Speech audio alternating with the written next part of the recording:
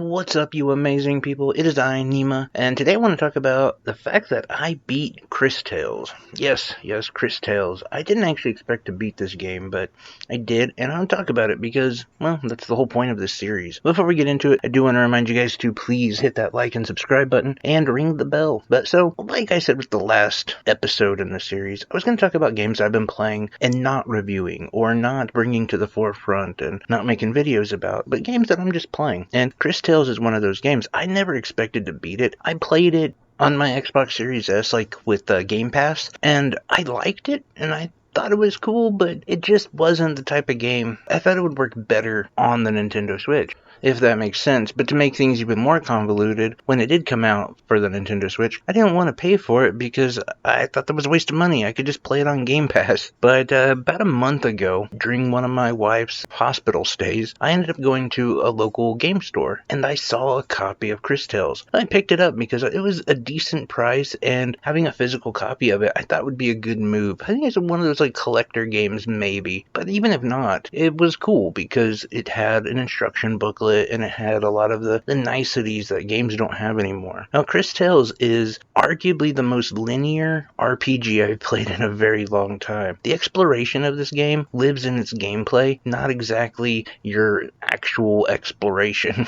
It's very linear, point A to point B, with side quests not being huge and not being super involved. They are important, and they are things that you want to accomplish and do, but you don't have to go out of your way. You can find them relatively easy, and they all stay pretty much in the same town that you walk upon, because once you end up in a certain village or city, you're kind of there until you're done with your mission. Now, this game starts off with you as CrisTales. You're an orphan, and you've just discovered that you can use time magic. Now, with the help of your new amphibian friend Mateus and Wilhelm, you're starting to learn how to hone your time magic. But just as that happens, your village is attacked by a couple of twin sisters that are huge on fire. They love fire. They're burning down your entire village. And there you are when another friendly but unfamiliar face shows up. His name is Christopher, and he is an elemental mage. So it's CrisTales and Christopher against these twin sisters that you have no idea why they're there, why they're causing chaos, why they're burning your village. And you also know they have a gigantic metal shield. But you have water and you have time. And that's part of where this game really starts to take off. See, because as the elemental mage, you soak their shield with water by using a water attack. Then, as CrisTales, you speed up time,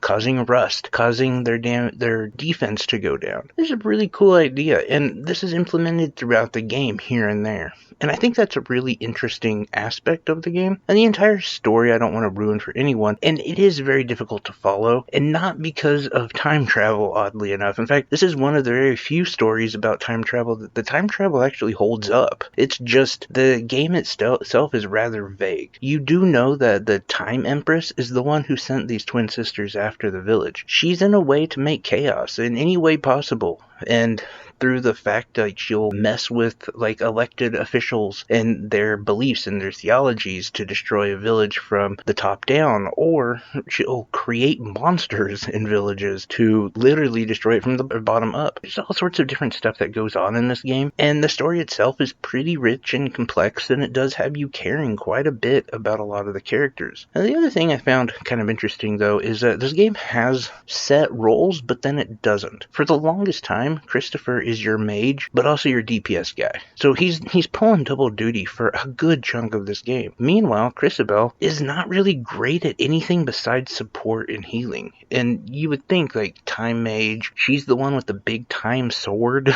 but no, her attacks they're mid to anything. And Wilhelm, who's the other guy you start off with, he is also kind of like a support character, like a poison kind of guy. So it's a very weird makeup for a lot of RPG fans, because we're all used to having these different roles, and they don't really have them in this game, at least not early on. Some other characters start to come out, but even then, there's only really a few defined roles, and I thought that was kind of interesting, but also I don't know, for me it was a little unsettling. Like, I didn't like that for some reason, and I guess it's probably just me being tied to tradition or whatever. But the game itself, like I said, is very linear, takes you from point A to point B, and it focuses pretty much all of its 35 to 45 hours on the story of Christabel and the story of her world and what they're dealing with, and how an ancient group of people might be trying to right a wrong. And it's hard to say which side you're on during it, but you'll find out so much about the characters, so much about the lore, so much about the story just by playing the game. And I do like that, to be honest, because that was one thing that kept me back into the game, is the fact that, like, I didn't get lost in side quests. I didn't get lost in other character stories. I was just able to focus on the story at hand, and I could tell that they put so much time into it by the fact that there wasn't a lot of other things to sidetrack you. And even your side quests really only make the villages or the towns that you're in better. You see, because when you arrive, you can see the future. You can tell that the future is going to be bad for these places when you show up. But if you do the right things, you can also start to see the villages or towns prosper after you leave, depending on how you handle situations. Now, there's not a lot of these options available, but there are some, and it really does help the game grow, and it does give you this whole sense of time magic actually being a thing. I will say, too, the ability to use time magic in battles is really interesting and really neat, but really only turns into a healing thing, I would say, in the last half of the game. You don't really use the offense of it very much because there's not a lot of offense to be had. And even though they do have this interesting mechanic with water and time, or if you can cause a burn and then you move time forward, it'll cause the person to just be engulfed in flames. Like, all of that's pretty cool, but much after that, there's not a lot of things you can do with time besides heal. There's, instances where you can get just hit super hard, and you can literally go back in time a turn, as where the enemy still used their turn, but your status goes back. And that's pretty cool. But there's other, mechanics that this game missed on as far as the magic is concerned.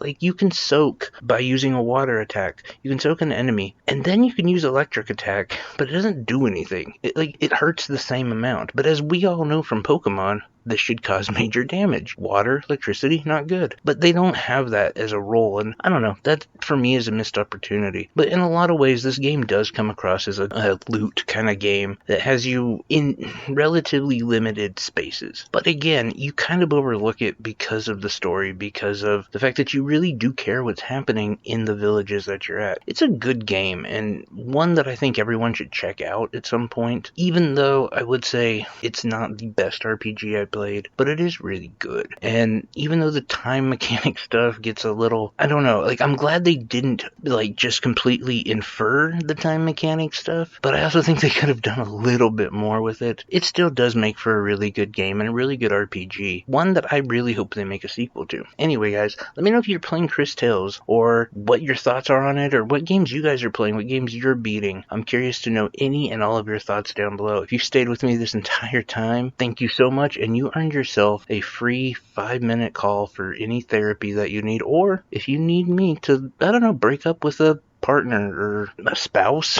or call in sick to work, I don't know, whatever. I owe you a phone favor. We'll put it that way. Just didn't want it to sound dirty, and that sounds a little dirty to give you a phone favor. Anyway, take care, guys. I love you. Bye-bye.